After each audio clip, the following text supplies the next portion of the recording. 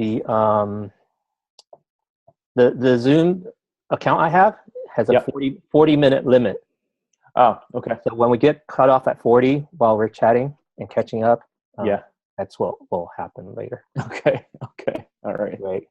I can be as fast as possible. No, well, yeah, we'll keep it tight because I don't think people watch long videos. Yeah. No, that's true. Right. Yeah.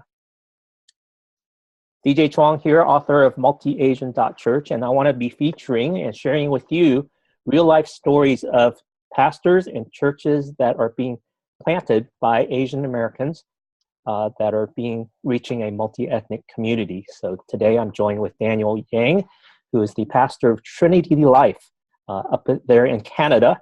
And so there's a lot of unique things in your own story that I'd love to share with our audience. So tell us about your background and how you grew up in America. Yeah, thanks, DJ, for having me. I'm really excited that you're doing this. My ethnic background is Hmong. I'm a Hmong American. My parents were from Laos originally, and so kind of the history behind that is during the Vietnam War, there was a simultaneous war that was being fought in Laos, and so a lot of the mountain village people were recruited by the CIA. My dad being one of them. To help the Americans fight the communist Lao in Laos. And so I think in America, the Vietnam War was televised, but not the war in Laos. And so that's why people don't know as much about the war in Laos. But same war, same cause, same time period. Long story short, after the Americans pulled out in 1975, that left a lot of the Hmong people stranded. So it took them some time.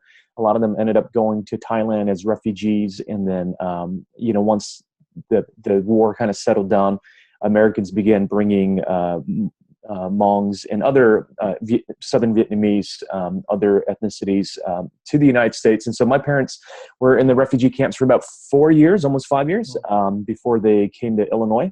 And so my joke is that I was conceived in Thailand, but then I was born in Illinois. So born in the Quad Cities, which is about 200 miles south of Chicago. And so, although I wasn't, technically a refugee, I had the refugee immigrant experience. And so, now, so ethnically, there's a lot of them in the Midwest there, Wisconsin. Yeah, absolutely. Wisconsin, St. Paul, Minneapolis is probably the largest outside of maybe, if you combine California altogether. So, yeah. Now, how did the gospel come to the Hmong Americans as they were seeking? There were a couple of different ways. There was OMF missionaries. Hudson Taylor founded the organization. So the first wave, you can kind of count back to the late 1800s, early 1900s, missionaries reaching the Hmong in China. Again, they were minority people in the mountains. Second wave would have probably been right around the 50s when the Alliance missionaries came into Southeast Asia for the first time, reaching a lot of Lao, Thai, and then consequently Hmong people. Third wave, probably, there were a lot of people reached in refugee camps in 1975 as well. Mm-hmm. Probably the third largest wave was the northern mountains of Vietnam, and that's the most recent one. So, yep. Tell us about your story. How did you come to faith, and how has God called you into church planting? Yeah, man. I was born again. I was saying in the Quad Cities, which is 200 miles south of Chicago. My parents came. We ended up in a kind of a podunk city. Really had no faith background. I mean, they were Theravada Buddhists, animist, shaman, kind of a mixture of all that. And then a Lutheran church had sponsored my family, and so my dad started attending the church with our family. And he was probably about 41 when he gave his life to Jesus. And so probably as long as I remember, I was attending church. They transitioned to a Southern Baptist church. And I was probably around 8 years old when I kind of came into a realization of who God is through Jesus, made a commitment to follow him. And it was at a small Southern Baptist church. And so that was the beginning of my relationship with God through Jesus. And I would say there were several events kind of along the way that kind of propelled my relationship with him, but that was kind of the origin. So it was kind of funny. It was a all-white town, all-white church, Asian immigrant family, and we found Christ there. So, Okay, so now you're church planting. How did you get there? Yeah, so our family left Illinois, went to inner city Detroit, and so I went from an all white kind of country background to a completely urban inner city Mm. context. And so, and man, just grew so much there in terms of like understanding the Black struggle, civil rights. Really informed a lot of my own story as well as a minority person. Mm.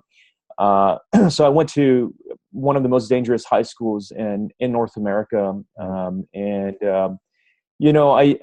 I did well education wise. I think part of that was the failing curriculum, but also part of that was just um, uh, the motivation that my parents had for us as kids. So I started a career in engineering. Got married at 19. Let me backtrack a bit. Got married at 19. That's a long story itself. And then started a career in engineering. And I was about probably 24. I was about 3 years into my career, where I started to doubt my faith tremendously. And so, long story short, after 2 years, I was at a point of crisis where I said, either I really learn about my faith or I walk away. And so only my pastor and my wife knew that I was struggling that much. So I chose to, instead of walking away, to invest time, money into my faith. And so really, I paid my way through seminary. I didn't have any intentions of becoming a pastor, but it was those questions that were gnawing at me. Was the Bible real? What about pain and suffering?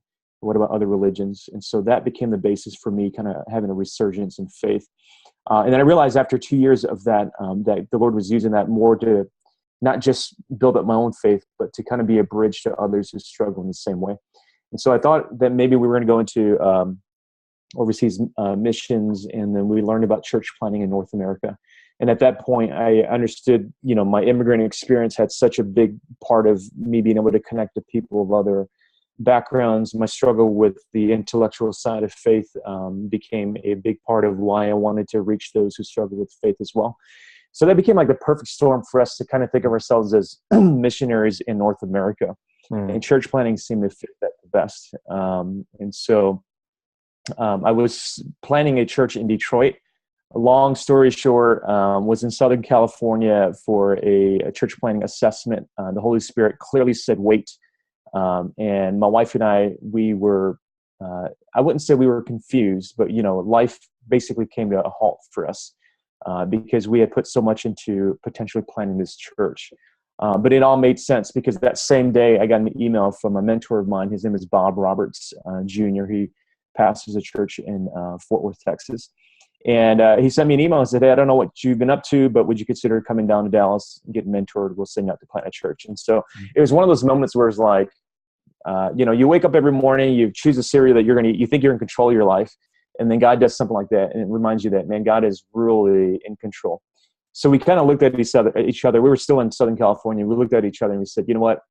I mean, it's very obvious that the Holy Spirit's at work. And so, so we sold everything in Detroit, moved down to Dallas, took an intern's kind of salary, and spent 3 years with Bob. And out of those 3 years, he gave us kind of more the DNA for church planning. What does that look like? Church multiplication, global engagement, multi-ethnic issues, engaging Muslims, stuff that there's no way I could have ever had learned on my own in Detroit. So we began looking for a city that reflected all of those kinds of things that we had learned so much from Bob. And if anybody knows anything about Toronto is North America's most diverse city. And so we did 2 vision trips. And after the second vision trip, my wife looked at me and she said, why aren't we doing this already? And that's when I knew that God was calling us to Toronto. Great. So a little piece of wisdom there, that you and your wife both discerned the call together, so that absolutely marriage and ministry support one another. That's it was huge. And that's huge because I think she was very comfortable for a long time ministering to Hmong people, ethnic people. When we got to Texas, both of us were very nervous about ministering to predominantly Caucasian Anglos. In the area of town that we were in, it was very affluent. And so me growing up in inner city, that also was another layer of kind of just apprehension for me. And so it was important for us to decide stages of, ministry together so that we felt like neither one of us were being left behind. So. Now, I found you online because you were an active blogger and you shared a lot of your journey as you were church planting. So I'll add a link to that in the show notes. Cool. So people can follow along with you. But in this Awesome. video, we want to get a snapshot so people get a quick overview of your story and then they can drill down. So Trinity Life started, and tell us about how God has worked in Toronto and through your church there. Yeah, when we got here in early 2013, we had no team. We were complete parachute drop, had no social network other than our denominational guys who lived in the suburbs. We didn't have any relationships, so and we dropped into downtown Toronto, which you understand, for Americans, Toronto is the New York City of Canada. Financial capital, a busy city. The layout's more like Chicago, but in terms of the value of the city, culture, diversity, it's like New York City. So dropped us downtown Toronto, and God already had all these things lined up and planned. We met a guy named Mike and his wife named Missy, and we immediately had a similar vision, DNA, city engagement, language. And so after 3 weeks of discerning this, we decided to plant together. They were going to plant in downtown. They had just arrived 3 weeks before we did. And so they were from Raleigh, North Carolina. And so all of it just made too much sense for us to say, we just knew God was in it. So we began meeting in my house and really just kind of, trying to build relationships. We eventually launched a weekly gathering. I wouldn't advise this, but part of this is me. My speed's a bit faster. So 7 months after hitting the ground, we launched a weekly worship gathering. Prior to that, we had already multiplied 3 small groups, home groups. And so felt like it was time for us to begin gathering. So the fall of 2013, we began worshiping corporately. And man, God, it's been amazing. Downtown Toronto is a tough city. I know every church planter thinks their city is the toughest. But culturally, there's again the American to Canadian kind of conversion that needs to happen for me at least. And then the diversity. We're in a very urban, poor part of the city as well, and so a lot of difficult challenges, which makes the kingdom wins even sweeter. So our church right now, we're about 120, 130 people. And I think at one point we counted 15 different nations. So, and that's not us advertising ourselves as a multi-ethnic, multicultural church. That's just the nature of Toronto. And so Mike is half Thai, which he's definitely more American Western than he is Thai. But again, I think by nature, who we are as people, Asian Americans, we tend to attract a greater diversity. But I would also say there are other churches in our city that are led by Anglos, Caucasians, whites, and they have a large percentage of Asians, South Asians as well. And so it's been amazing to see what God's put together in the last 3 years that we've been in church. So we're planning churches. And so it's been really neat. Well, Daniel, it's wonderful to hear your story and how you've moved by faith, and now you're reaching beyond just your own ethnicity, but to the entire community there in Toronto. So what's a closing word? How can we be praying for you? Yeah, man. What I really want to encourage, anybody who resonates with a part of my story is that there's always a sense in which, you wonder if you're enough as an Asian American. And me being a Hmong Asian American, we always have felt like we're a minority among the minorities, and just realizing that, God has intentionally crafted our stories so that he can use it to reach other people and to bring himself glory. And so just having confidence in the fact that God knows exactly what he's doing in raising you up as a leader, and not playing to your insecurities. And I think that that's been the biggest growth for me, is to just trust God. He chose you. He has given you your story for a particular reason. And because of that, he's going to use it. And so I just want to encourage anybody who's out there who's wondering, I don't know if I can lead multi-ethnic ministries, people that are different from me. I bet you that you're more equipped than you think. Wonderful word. Thank you for the encouragement. Blessing to you. Cool. Thanks, DJ.